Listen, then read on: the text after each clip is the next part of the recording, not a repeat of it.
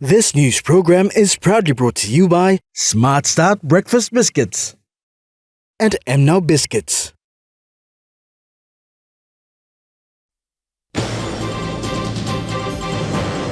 Foreign Affairs Minister to review the country's foreign policy.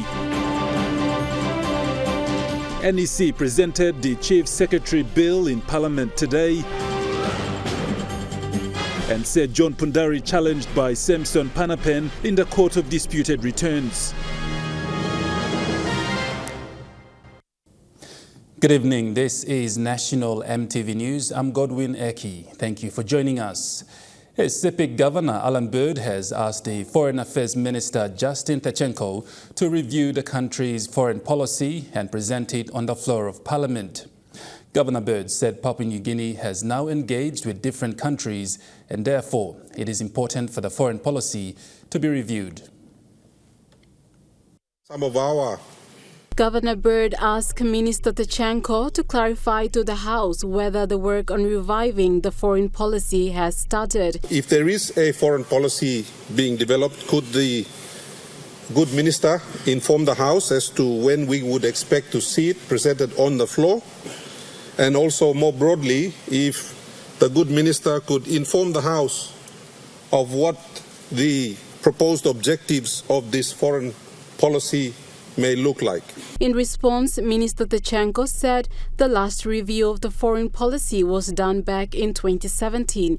He said the foreign policy is important to be reviewed as this will provide guidelines for relationships between PNG and other countries. A review was done but never taken forward from there. Since I've taken over as Foreign Affairs Minister, one of the first priorities was to get the Foreign Affairs White Paper finally done once and for all, to give a guideline of where we're going into the future when it comes to foreign relationships. Minister Tachenko said 8 former senior foreign affairs officers have been called in to assist with the reviewing of the white paper.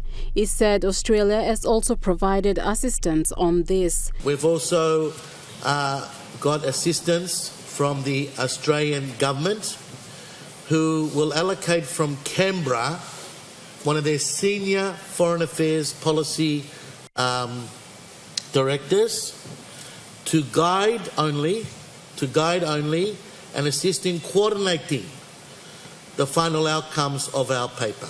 In answering Governor Bird's other point on the proposed objective of the foreign policy, Minister Tachenko said the white paper will be centered on the perspectives of the world in the Pacific Islands, where PNG is a part of. The whole dynamics of the world has now changed and put a lot of emphasis now on the Pacific. So this white paper will be worked on around that and where we're going into the future. Tachenko assured the House that by June 1st, 2023, he should be able to present the House the reviewed foreign policy. Cynthia Maku, National EMTV News. The National Executive Council presented a bill in Parliament today to reinstate the Chief Secretary after its absenteeism for more than 3 years. Prime Minister James Marape presented the bill to the Parliament with a good response from parliamentarians supporting this bill. Prime Minister James Marape, when presenting the bill, said the decision in 2019 to abolish the Chief Secretary's office was to allow the ministers to work with their departmental heads. Prime Minister Marape said, unfortunately, the government has realized that the public service lacked leadership. That function and the accountability aspect of the central government was still there, except that the fact that the chair was designated as the Secretary to Prime Minister NEC. We're now restoring the designation Chief Secretary back to the office. Prime Minister Marape said the Chief Secretary will ensure that the public service follow directions in compliance with the work they do, as well as produce guidance to the government performance. He said all government departmental heads and secretaries should be working under the Chief Secretary. Former Prime Minister and member for Yalibu Pangia, Peter O'Neill, while commending the Prime Minister in raising the bill, said it is a courageous effort taken by the Prime Minister to realizing their mistakes to abolish the Chief Secretary office. He said it is very important for the office to be reinstated. And ministers and the departmental heads not working together, budget's been blown out of proportion, is because there is lack of leadership of the public service machinery. Chief Secretary's position is an important position. The Chief Secretary formulates and implements government policy, gives advice to the Chief Executives as a member of the Executive Council, and is responsible for managing the government's relationship with the Legislative Council and drawing up the government's legislative program. Grace Papiali, National EMTV News. Prime Minister James Marape has given his support on the development on the oil palm industry in PNG on a massive scale. This is following a meeting between the Prime Minister and Governor for East Sepik, Alan Bird, with representatives from the Pacific Elite Palm Oil Group in Singapore recently.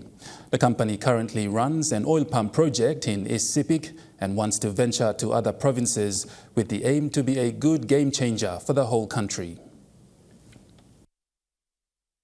Governor Bird told Marape that if a long-term oil palm development plan is drawn up with the aim for economic independence for the country, 1 million hectares of oil palm grown all over PNG will generate 100 billion for the country. If downstreaming processing is added to this, then it will double the amount of revenue generation. Governor Bird added that the other flow into the economy is power production that fits into the grid, carbon credit, increased cattle production, as well as creation of employment opportunities.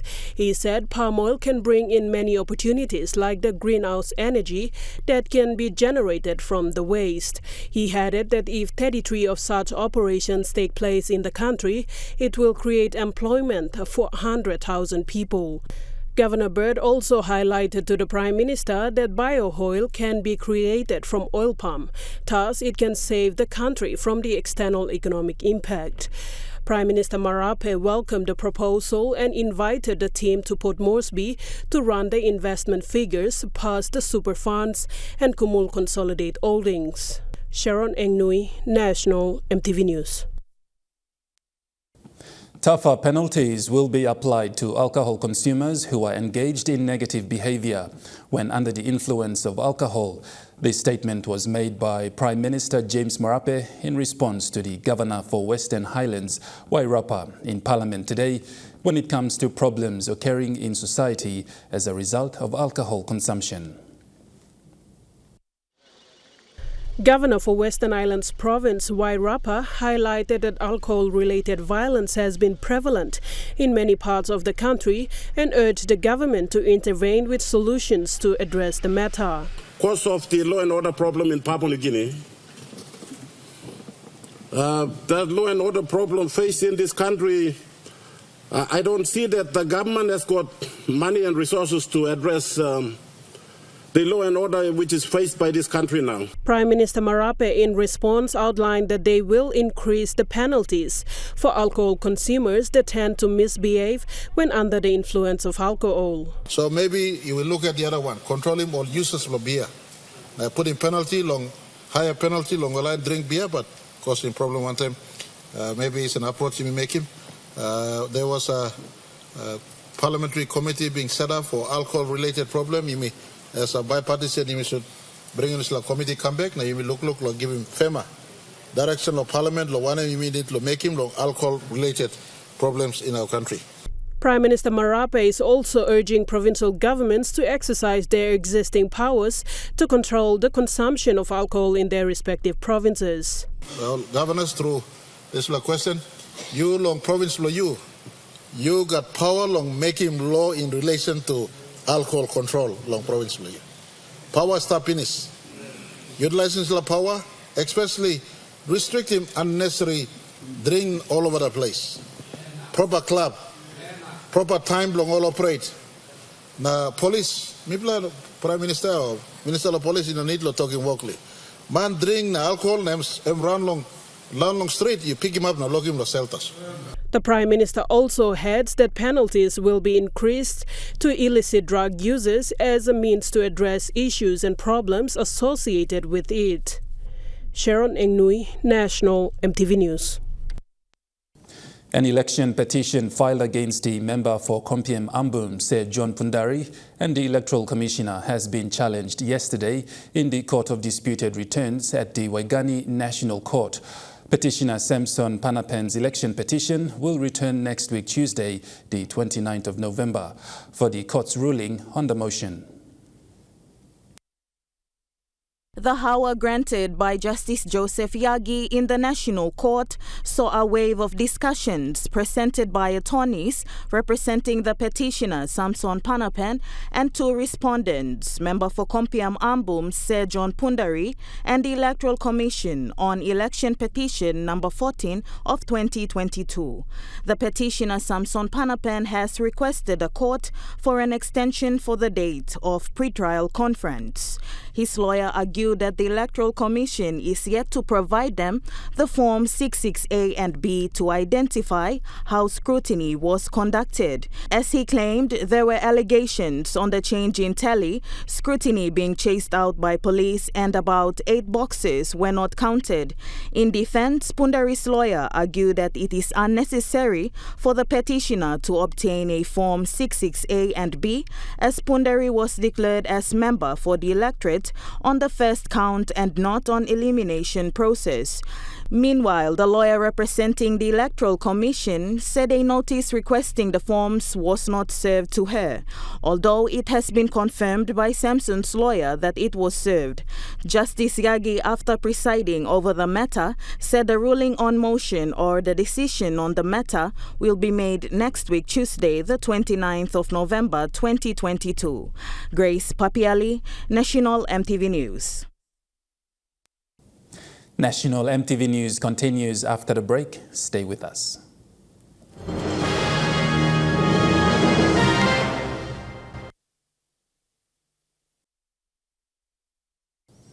You're watching National EMTV News.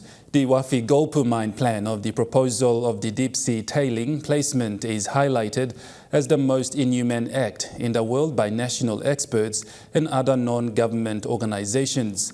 A news conference was held yesterday in Port Moresby, where the organization representing the indigenous people of the area where the pipeline of the DSTP will run raised concerns over the possible impact to the surrounding communities as well as the aquatic environment. The proposal of the deep-sea tailings placement was considered very inappropriate by the national expert, Professor Ralph Mana. Professor Mana added that the Office of the Conservation and Environment Protection Authority issued the environment permit without proper consultation with the people and has failed to consider some of the recommendations made by the national experts. To have a DSTP, you got to study what you're going to destroy. This is part and parcel of a DSTP for the effective monitoring in the terms of the mining. You got to monitor what is happening when those toxic tailings are going into the sea. You got to monitor it. In order to monitor, you got to know what you're going to destroy. Yes? They don't have that. And how could they tick that box? Mana added that the risk and potential impacts of this pipeline corridor have not been appropriately investigated by the company, thus prompted concerns from the future generation that will be severely affected from the toxic tailings. Peter Bossip, Executive Director of Celcor, highlighted that there were no prior consent given by the people who will be affected, thus it's against the universal human rights. For the Wafi Golpu mine to progress, proposing to discharge the tailings, the poison into the sea, the communities, more than 200,000 plus population living in the UN Gulf, they have never given the consent. We cannot rush this mine. Over 200,000 people will be impacted from this proposed project. Mr. Bossip highlighted that it is important to consult the people and give them a chance to decide, as this will place a great impact on them for over 28 years. If the people who will be affected if they say no, then it should be a no. It's their life. Money is material thing. Life we live for once. And the generations to come will be affected. That must be seriously considered before issuing special mining lists. And the conservation and environment protection in particular, I think they have never done the due diligence in issuing the environment permit. Joam Israel outlines that the Huon Gulf, where the tailing placement will be dumped, is home to many of the indigenous people for many years, and they rely greatly on the ocean for their daily livelihood. Who in their right mind would approve such an environment permit? So as well as deep sea tailing placement, we say no to the filtrate as well. Why? Because we want to live. Mr. Israel highlighted that there is an existing knowledge gap and is urging the government to stand up for the people and address this issue. Sharon Engnui, National EMTV News. The Mineral Resources Authority held the 2022 International Geoscience Exploration and Extraction Conference at the APEC House in Port Moresby today. This brought leading academics, scientists, researchers and geoscientists to exchange research results on mineral extraction. With the world emerging in science, technology and research, the global geoscience communities are once again tapping into research and innovation in the likes of mineral exploration and extraction. Both the existing and amended legislations are in place as a medium of development, providing a support system to the industries. The world's geoscientists are taking a stance in addressing issues for change in the field of geoscience. As for Papua New Guinea, today saw the first conference take place, which saw participants from PNG and international universities and organizations gather with the Mineral Resources Authority, hosting this vital conference. The official opening speech was made by Mining Minister Sir Ano Pala. Sir Pala believes that the information discussed will benefit the country. I'm very pleased that this technical conference has brought together leading academics to exchange views and share experiences. On behalf of the proud host, the MRA, Managing Director Jerry Gary spoke on the role of the government in terms of regulating and promoting responsible georesource extraction. The extractive industry accounts for more than 80% of the total export volume of this country. And that dependence had been recognized about 5 years ago under the medium-term 3 development plan. As we look 5 years after that plan was developed, the numbers have not changed.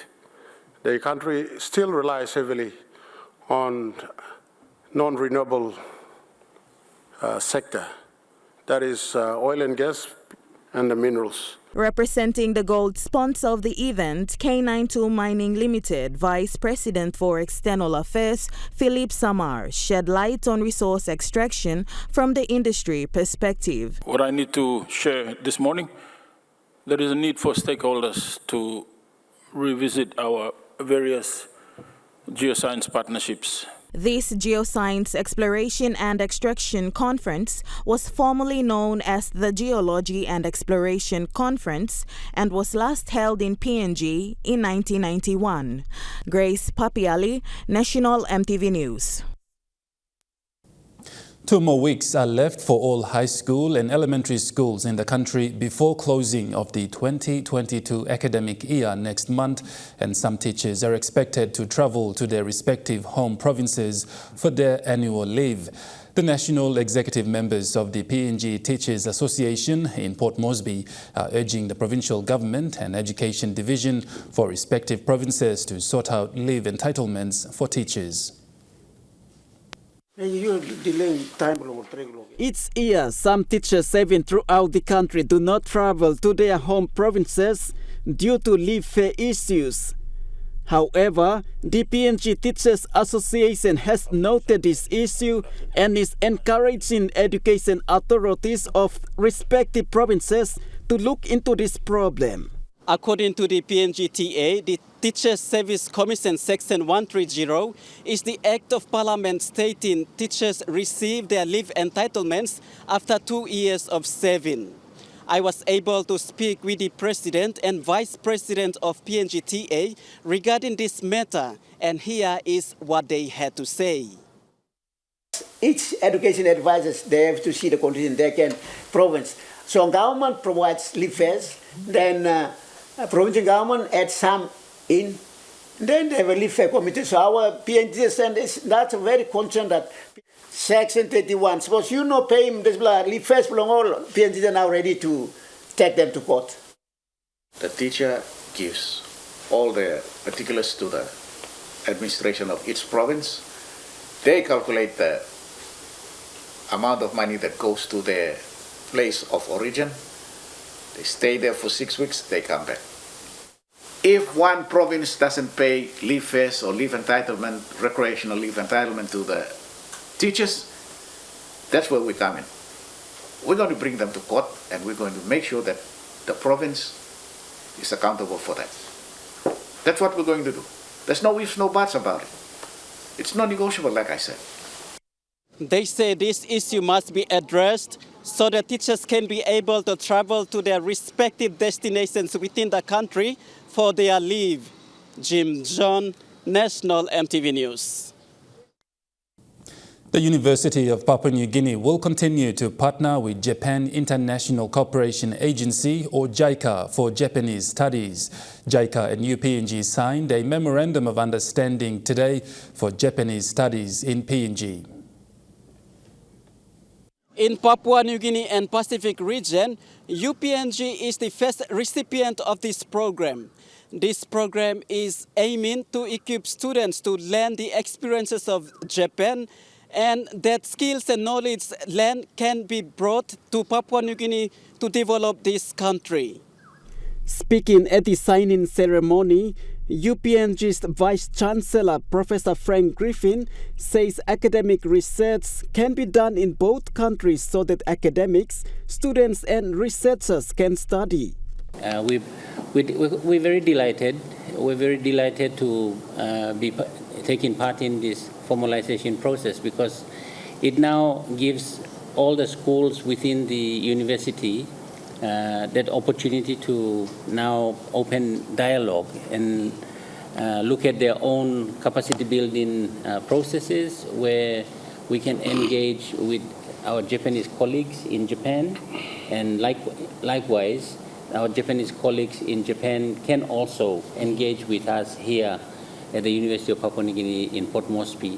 He says there has not been a proper agreement in previous years, and this MOU is to formalize the joint collaboration. Chief Representative of JICA, Masato Koinuma, says Japan, with over 150 years experience of success and failure in the process of modernization, young Papua New Guineans can learn from the experiences of Japan. The JICA Chair Program aims to expand opportunities for Japanese development studies in various fields at universities in partner countries. In the short term, I hope UPNG students will learn about experiences of Japan, and in the long term, hope they will contribute to nation building of Papua New Guinea in various ways. Japanese modernization courses will be facilitated by the School of Humanities and Social Sciences, and students can register for studies. This program will commence in semester 1 of the 2023 academic year. Jim John, National EMTV News. And now looking at the Nest Fund market report, the Kina closed unchanged at 0.2840 in the US dollars in the interbank market.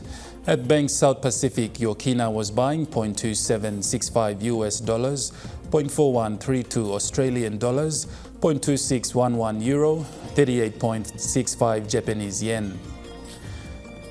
Looking at commodity prices at New York closed, gold is trading lower, coffee closed higher, cocoa closed higher, copra closed lower, palm oil closed lower, crude oil is trading lower, copper closed lower. On the stock market, the Dow Jones closed higher, the ASX 200 is trading higher, and the All Ordinaries is trading higher. National EMTV News continues after the break. Stay with us.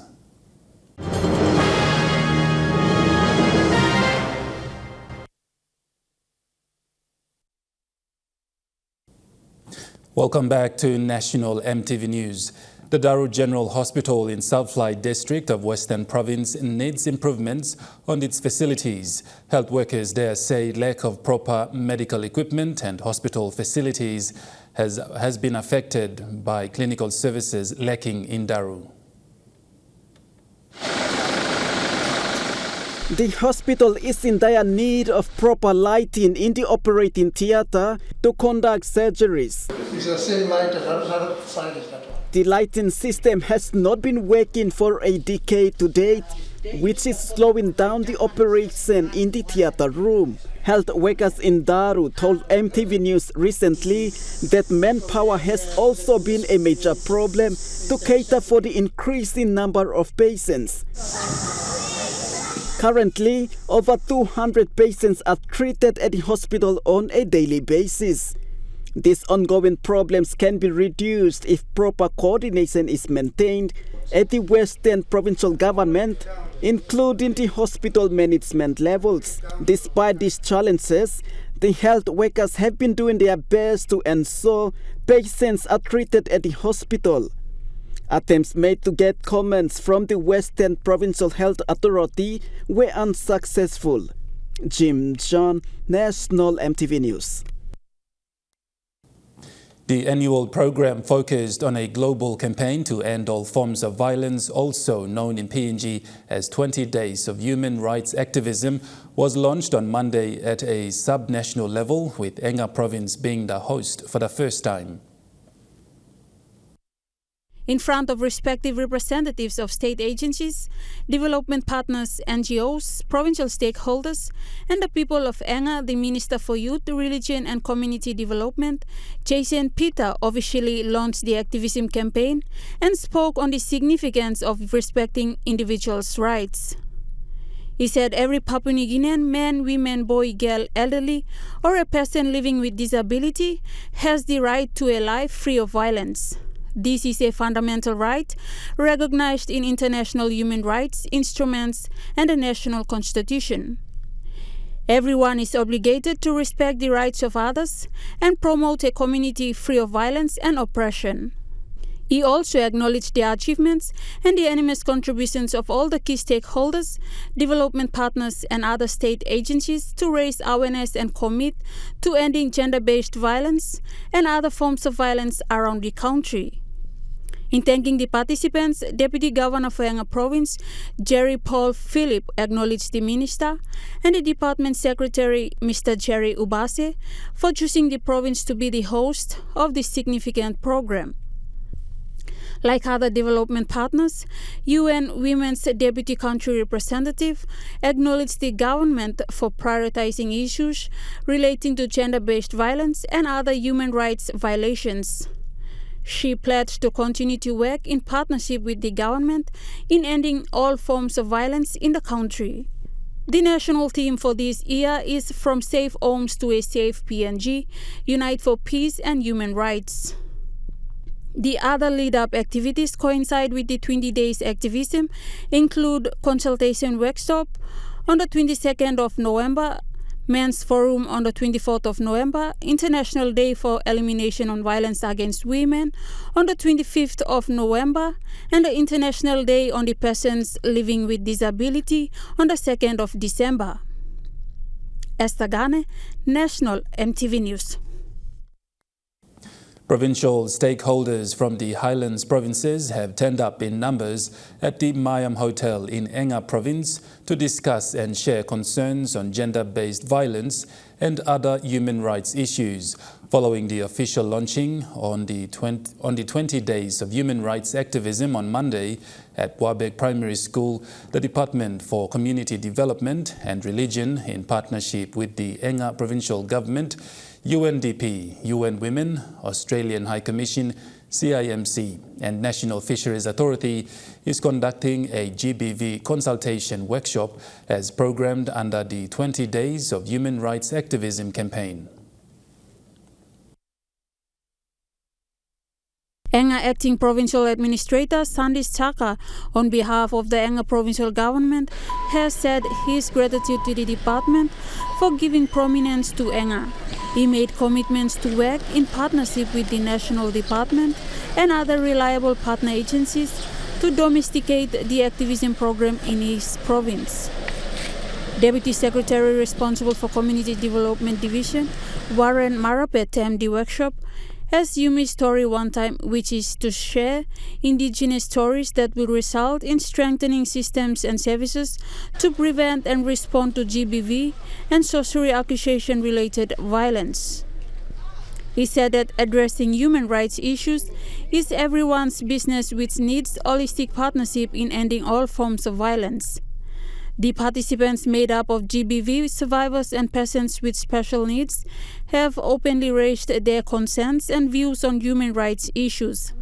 They will continue to participate in the ongoing workshops, including the Men's Forum on the 24th of November and the Day of Ending Violence Against Women on the 25th of November. Esther Gane, National EMTV News. Road maintenance is important to ensure the roads are in good conditions and also safe for people to have access to. Minister for Works and Highways, Solan Mirisim, made this statement following a question without notice from the member for Mendi Munihu, Raphael Tompi, on the maintenance of road links in his district.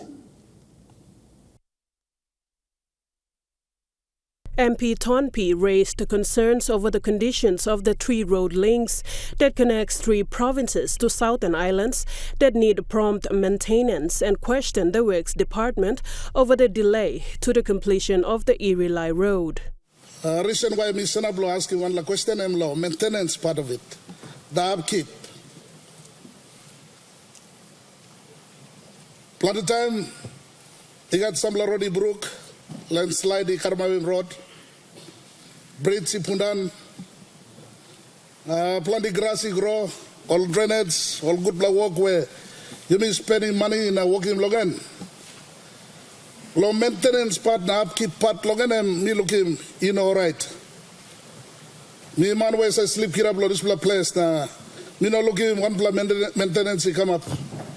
Works and Highways Minister Solan Mirisimi, in response, outlined that issues with landowners has restrained the department to carry out maintenance work, and urged the leaders on the floor of Parliament to collaborate with the Works Department to resolve such issues. All local members, time you stop, na kind of heavy come up.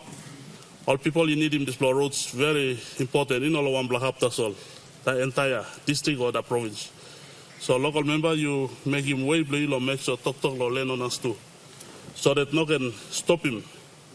Time all workman like go work. Because one man you stop him, then you borrow him lifeline blow service blow come blow this blow province or district. Minister Mirisimi added that the Marape-Rosso government stand committed to ensuring that the road maintenance will continue and contracts will be released next week. The roads, and I need the Marape-Rosso government, all is sealing, building, but maintenance must continue logo for the next 20 years, even beyond 20 years. So, we plus start no progression, this plan maintenance now rehabilitation program. So, road blue, almost Southern Highlands. The minister also made an appeal on the floor of Parliament to responsible authorities to give authority to the provincial government and the District Development Authority to get engaged in managing funds to upgrade and maintain road works. Sharon Engnui, National EMTV News. National EMTV News continues after the break with Trukai Sports. Stay with us.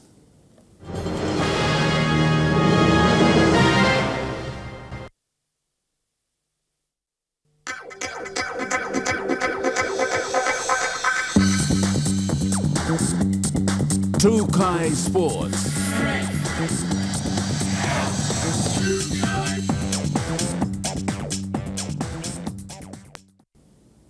Welcome to Trukai Sports. The Kairukuhiri Netball Tournament officially commenced competition today at the Rita Flynn Netball Courts. The tournament was formally officiated by PNG Netball Executive Officer Lynette Maha, which was witnessed by PNG Netball officials, Kairukuhiri Netball Tournament officials, the media and the participants. The event commenced with a ceremonial progression where the Master of Ceremony invited the 16 registered netball associations to parade around the Rita Flynn Netball Court.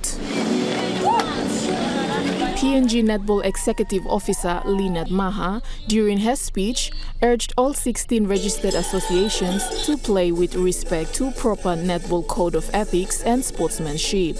Some of us, we play netball socially for fun and for fitness. Some, we play to win. So there's ones who are very, they're there to win, and there are others who are just there to have fun. But whatever it is, one thing is common. We all love netball. Yes? Yes. So today, as you play as a player, as you coach as a coach, as you umpire as an umpire, as you team manage as a team manager, remember that it is your relationship with your team. It is your coming and going. It is how you portray yourself. Kairukuhiri Netball Tournament Acting President Hoi Koani acknowledged the major sponsors of the event during her speech. Power, ExxonMobil. We've been so fortunate to have the member for the new electorate, Kiti member for Hiri Koyari, with a major sponsorship for this tournament. 40 clubs have registered under the 16 participating netball associations. The clubs will be participating under 4 divisions, which are under 15, under 17 and under 21, and in the A grade division. The Kairukuhiri Netball Tournament will run for 3 days, commencing today. Its finals will be played on Friday this week. Lisa Puni, Trukai Sports. PNG Under-15 boys and girls basketball clubs are currently participating in the FIBA Oceania Championships, which is staged in Guam. The boys have claimed their first win with 99 to 85 points over Northern Mariana Island. PNG Basketball Federation Executive Officer Ms. Kuz Lapen gave a highlight on the performances of both teams today. Our teams are actually under strength, but anyhow, the boys did very well. In the first game, they did very well, and I think they scored 99. I'm not really sure about the score, but they did very, very well. And they won the first match. They will be playing their second match today. The girls unfortunately lost their first one. It was a very convincing win from the other team. And our girls will just manage to score just over 20 points. The tournament is aimed at achieving 3 target areas for the participating nations. This was also emphasized by Mr. Lapan. They have three among a couple of objectives. One is it gives them the opportunity to actually be the champions of Oceania. Second, it gives them the opportunity to qualify for 2 positions allocated to Oceania in each of the Under-16 Women and Men's Asia Championship in 2023. And also it serves as a qualifier for 3rd and 4th ranked female Oceania teams to compete in the Under-16 Women's Asia Division B. The boys are now preparing for their clash after defeating opponents Northern Mariana. Lapan further elaborated that the team coach for the boys mentioned that the boys' squad performances so far seems promising as opposed to the girls. But one thing that the coach has told both teams is for them to play, have fun and learn from their experience as much as they can. Meanwhile, after the FIBA Oceania Championships, PNG Basketball Federation will prepare to host the 2023 Oceania Under-17 Championships. This will see some of the players currently competing in Guam qualify for this upcoming tournament. Lisa Puni, Chukai Sports. Chukai Sports continues after the break. Stay with us.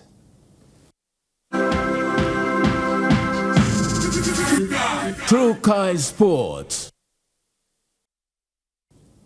You're watching Chukai Sports. Cristiano Ronaldo has parted ways with Manchester United after a dramatic period with the Red Devils. Has been starting him on the bench. He's been coming off the bench, and I think it was maybe a week and a half ago. I think everyone has seen it, that interview he did with Piers Morgan, and he said he feels betrayed by the club, disrespected by the club, and obviously that makes his position untenable. So this morning, that contract was terminated. They've agreed to part ways mutually. It'll be interesting I would love to have been a fly on the wall on the negotiations and to how they were going to put that one out into the public. That ends Chukai Sports. The Money Plus weather report for the next 24 hours is next. Stay with us. Chukai Sports.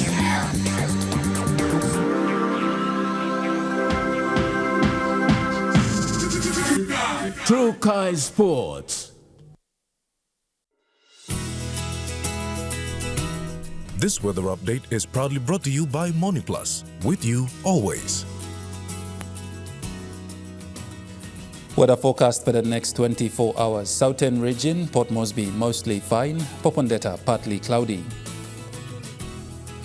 In the Momase region, Lae mostly fine, Vanimo cloudy periods with few evening showers. In the New Guinea Islands region, Loringau cloudy periods with few showers, Buka mostly fine. And in the Highlands region, Mount Hagen cloudy periods with few afternoon showers, Mendi and Wabeg, some rain showers. The weather update was proudly brought to you by Money Plus. With you always. And that wraps up the news, sports and weather for Wednesday, the 23rd of November, 2023. From all of us here, pleasant viewing. Bye for now.